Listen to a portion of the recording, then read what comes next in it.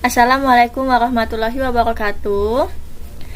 Oke, kita akan melanjutkan materi ya. Jadi kemarin itu telah kita bahas tentang fungsi linear ya. Apa itu definisinya, bentuk umum, mencari daerah asal, daerah hasil ya, bagaimana menggambarnya. Nah, untuk minggu ini kita akan masuk ke materi selanjutnya, yaitu yang ke B, fungsi kuadrat.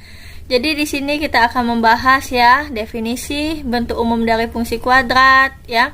Terus bagaimana cara menggambarnya, terus juga menentukan daerah hasil fungsi kuadrat. Oke, langsung saja. Di sini ada definisi ya. Definisi atau pengertian dari suatu fungsi ya. Jadi fungsi kuadrat ini adalah fungsi yang memuat satu variabel. Dan pangkat tertingginya dari variabel tersebut adalah 2. Pasti sudah tahu semua ya tentang definisi ini. Nah, untuk bentuk umumnya ya, itu di sini ada fungsi ya, suatu anggota X ya yang dipetakan terhadap persamaan kuadrat, ialah AX kuadrat plus BX plus C. Tetapi kadang dalam soal ini terlalu agak ribet ya. Jadi biasanya itu dibuat seperti ini. Fx sama dengan AX kuadrat plus BX plus C. Nah, atau bisa juga Y sama dengan AX kuadrat plus BX plus C. Jadi artinya ya, untuk ini, untuk Fx sama dengan, ini sama saja dengan Y sama dengan ya. Keterangannya, berarti untuk X adalah merupakan variabel ya. A dan B itu koefisien ya, koefisien dari si variabel X ini. Tetapi dengan syarat katanya, A ini ya tidak boleh sama dengan 0. Nah, apa yang terjadi kalau seandainya A ini sama dengan 0 ya? Kalau misalnya A ini kita buat 0, maka kalau dikali X kuadrat jadinya 0. Sehingga persamaannya tinggal ini kan, BX plus C. Nah, BX plus C ini fungsi apa? Fungsi linear yang kita bahas kemarin ya. Makanya di sini katanya syaratnya A tidak boleh sama dengan 0. Jadi A-nya boleh positif, boleh negatif ya. Nah, C adalah merupakan konstanta. Nah, A, B, dan C itu anggota bilangan real. Oke, kita lanjut ya. Nah, katanya bentuk grafik dari fungsi kuadrat di mana Y sama dengan AX kuadrat plus BX plus C itu adalah bentuknya parabola ya. Jadi parabolanya itu ada terbuka ke atas nih seperti ini ya. Terbuka ke atas, ada juga yang terbuka ke bawah. Dapat didefinisikan sesuai dengan nilai A dan diskriminan. Nah, jadi untuk menentukan bentuk fungsi kuadrat kita hanya perlu 2 modal saja. Jadi kita bisa menentukan nilai A-nya. Nilai A dari mana, nak? Yang dari fungsi ini ya. Jadi nanti kalau dia misalnya A-nya lebih dari 0 apa keterangannya, kalau A-nya kurang dari 0 apa maksudnya ya. Jadi kalau, dan yang kedua ya, oke, yang kedua itu ada nilai diskriminan. Diskriminan ini ialah rumusnya B kuadrat min 4AC ya. Nah, setelah itu kita ada kasus ya. Ada 2 kasus, yaitu katanya jika A lebih dari 0 nih ya, yang Ibu bicarakan tadi. Kalau dianya A-nya itu lebih dari 0, nah lihat ya di persamaan kuadrat ini, fungsi kuadrat, A-nya lebih dari 0, jadi misalnya 1, 2, 3 dan seterusnya ya. Itu dia kurvanya akan terbuka ke atas. Nih, seperti ini kurvanya ya. Terbuka ke atas. Nah, sekarang kalau misalnya dilihat dari nilai diskriminan ya, kalau kita misalnya mencari nih rumus untuk nilai diskriminan, kita tentukan ya, ini kan nanti dapat nilai B, nilai A, dan C dari fungsi kuadratnya. Kita masukkan rumus ini setelah kita dapat hasil.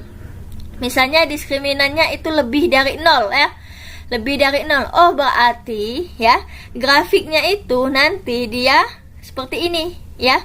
Grafiknya memotong sumbu X ya. Ini sumbu X-nya. Jadi memotong sumbu X di 2 titik. Nih, ada 2 titik kan? Nah, bagaimana kalau diskriminannya ini kita dapatnya 0 ya, atau sama dengan 0. Sehingga grafiknya itu akan menyinggung sumbu X. Lihat nih, ini sumbu X ya, titiknya itu menyinggung di sumbu X. Terus bagaimana juga kalau kurang dari 0? Nah, berarti kurang dari 0 misalnya min 1, min 2 dan seterusnya ya. Nah, berarti fungsinya itu dia tidak memotong sumbu X. Lihat di sini ya, melayang jadi grafiknya itu ya. Nah, biasanya fungsi ini juga ya disebut dengan definite positif. Kenapa definite positif ya? Karena dia letaknya ada di atas sumbu X ya. Jadi definite positif karena dia grafiknya itu berada di atas sumbu X ya. Jadi dia selalu positif ya. Oke. Di sini katanya ada keterangan lagi untuk nilai A lebih dari 0, grafik fungsi terbuka ke atas. Oke ya, sudah Ibu jelaskan yang tadi. Dan mempunyai titik balik minimum. Ingat, kalau dia lebih dari 0 yang A-nya berarti dia mempunyai titik balik minimum. Nih, yang mana titik balik minimum? Nah, yang ini nih titiknya, atau biasa disebut juga titik puncak ya. Nah, ujung-ujung ini ya. Karena dia minimum, dia kan lihat dari sini dia turun ke bawah ya grafiknya ya, karena jadinya minimum. Oke, kita lanjut. Bagaimana kalau dia ada kasus kedua ya? Jadi kasusnya itu A kurang dari 0. Yang tadi A-nya itu lebih dari 0, yang kedua ini A kurang dari 0. Kalau A kurang dari 0 berarti min 1 bisa, min 2 ya yang negatif ya, dan seterusnya.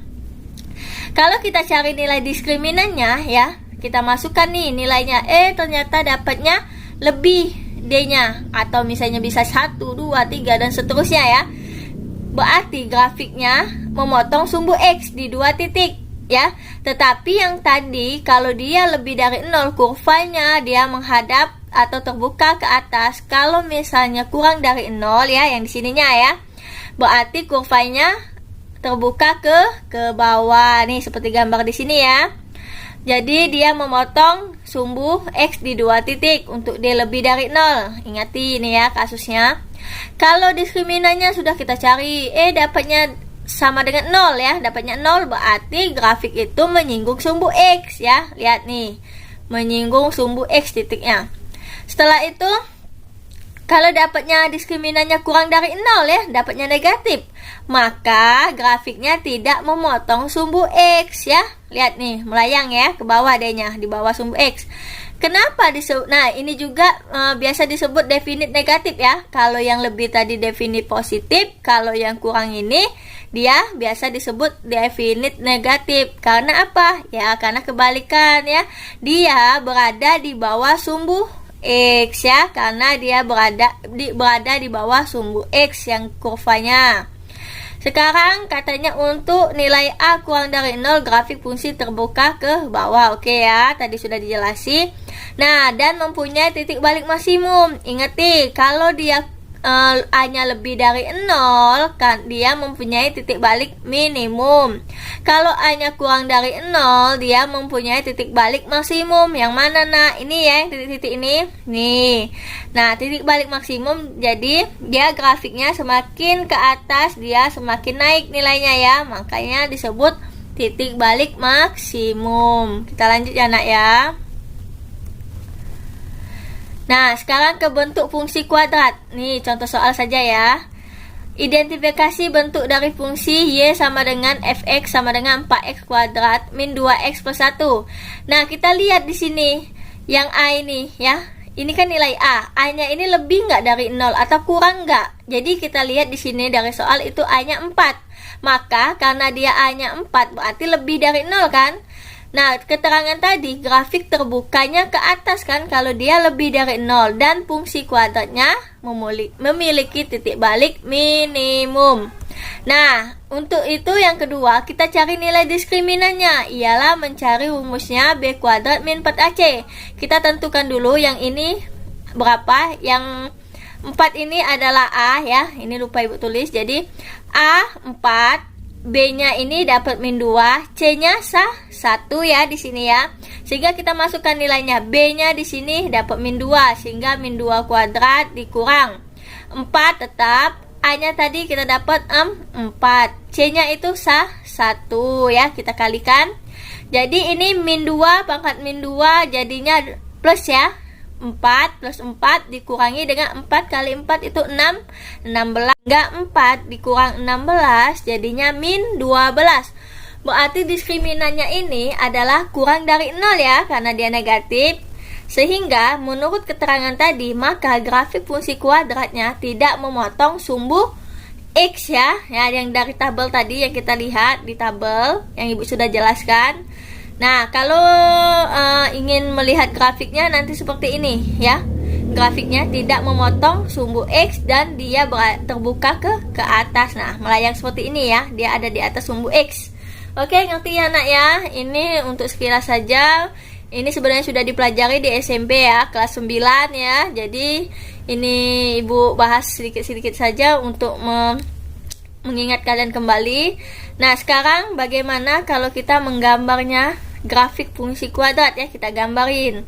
Di sini langkah-langkahnya, yang pertama identifikasi bentuk fungsi terlebih dahulu, ialah yang tadi yang kita buat tadi, misalnya apakah A-nya kurang dari 0 atau lebih, cari diskriminannya ya. Yang kedua itu menentukan koordinat. Oh, ini koordinat ya nak ya, koordinat titik potong. Jadi koordinat titik potong itu ialah yang pertama menentukan koordinat titik potong sumbu X ya. Kalau dia mau menentukan titik potong sumbu X, dia ada syarat Y harus sama dengan 0. Nah, kalau yang kedua, kalau menentukan koordinat titik potong sumbu Y, dia dengan syarat X sama dengan 0. Terus yang ketiga, itu menentukan persamaan sumbu simetri ya. Jadi menggunakan rumus, ini rumusnya. X sama dengan min B per 2A ya. Oke. Ini rumus untuk sumbu simetri. Yang ketiga, ini nilai dari rumus tersebut biasa disebut dengan nilai titik balik maksimum ya, atau titik balik minimum. Nah, yang keempat kita akan menentukan koordinat titik puncak ya, atau titik balik menggunakan rumus. Nih rumusnya ya. Jadi di sini ada min B per 2A, min diskriminan dibagi 4A. D-nya ini adalah diskriminan ya, sama dengan rumusnya tadi B kuadrat min 4AC ya. Langsung. Nah, yang terakhir itu kita hubungkan titik-titik yang telah kita peroleh ya, yang kita tentukan titik potongnya, sumbu simetri, titik puncak, itu ke dalam diagram ya, ke diagram kartesius. Kita hubungkan titik-titiknya menjadi kurva yang mulus, menjadi parabola ya. Contoh langsung saja ya, biar mudah, biar langsung mengerti. Contoh soal yang pertama, katanya diketahui fungsi f ya, bilangan real dipetakan terhadap bilangan real dengan fx sama dengan y sama dengan x kuadrat min 2x min 8. Nah, gambarlah grafik fungsi tersebut. Oke, disuruh gambar berarti kita. Mari kita jawab ya sama-sama. Jadi kita tentukan dulu nilai A-nya. Dari sini A-nya dapatnya 1 ya. Terus B-nya itu dapatnya min 2. C-nya itu min 8. Mudah ya untuk menentukan A, B, dan C-nya. Setelah kita harus mengidentifikasi dulu ini. Apakah grafik ini terbuka ke atas atau ke bawah? Nah, ingat, kalau dia lebih dari, ya ini lebih dari pastinya ya, karena A-nya 1, maka grafiknya itu terbuka ke atas, lebih dari 0 ya.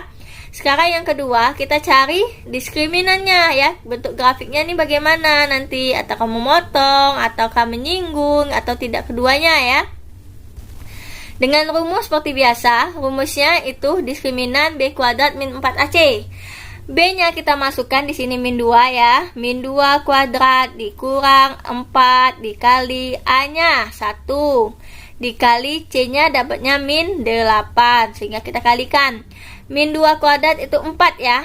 Min kali min jadinya apa? Plus ya. Jadi di sini nanti plus 4 kali 8 itu 32.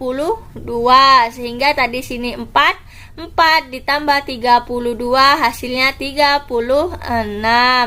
Nah, kalau 36 berarti lebih kan dengan dari 0, sehingga grafiknya itu nanti yang akan kita gambar itu memotong sumbu X di 2 titik ya. Sumbu X di 2 titik. Lanjut ya. Nih, kalau seperti gambarnya seperti ini nanti ya. Sumbu X dia nanti ada 2 titik ya yang dipotong ya. Oke, lanjut. Yang kedua ya. Contoh soal masih yang tadi. Nah, kita setelah mengidentifikasi, kita akan menentukan titik potong dulu. Titik potong dengan sumbu X jika Y sama dengan 0 ya. Oke ya. Jadi kalau kita mencari tipot untuk sumbu X, syaratnya itu Y sama dengan 0. Kita masukkan. Ini rumus, Ibu salin kembali ya. Y sama dengan, rumus soal ya, maksudnya soal. Y sama dengan X kuadrat min 2X plus min 8. Kita masukkan. Y-nya itu kita ganti dengan 0. Nih ya, 0 Ibu balik saja, Ibu pindahkan ya. Jadi sebelah kanan Y-nya. Nah, sehingga sudah Ibu masukkan, Y-nya itu diubah menjadi 0. Kita cari faktoran ya. Pemfaktoran dari X kuadrat min 2X min 8 itu dapat X plus 2, X min 4 sama dengan 0. Ini sudah ngerti lah ya pemfaktoran. Ini sudah dibahas waktu SMP juga. Sudah juga kita bahas semester 1 kemarin ya. Jadi X sama dengan min 2 atau X sama dengan 4. Oke, dapat ya 2 titik benar ya. Tadi diketahui tadi bahwa yang kita cari tadi dia sumbu X-nya memotong di 2 titik di sumbu X. Sekarang jadi grafik memotong sumbu X di titik ialah X-nya itu min 2 ya. Y-nya tadi 0 lah, kita pemisalkan kan syaratnya tadi, dan X-nya itu 4, Y-nya ya 0. Terus sudah titik potong sumbu X, apa yang belum nak? Ialah titik potong sumbu Y. Kalau sumbu Y syaratnya apa? X sama dengan 0. Oke, ini ya. Kita masukkan. Ini soal kembali Ibu tulis. Jadi nilai X-nya ini nanti kita masukkan 0.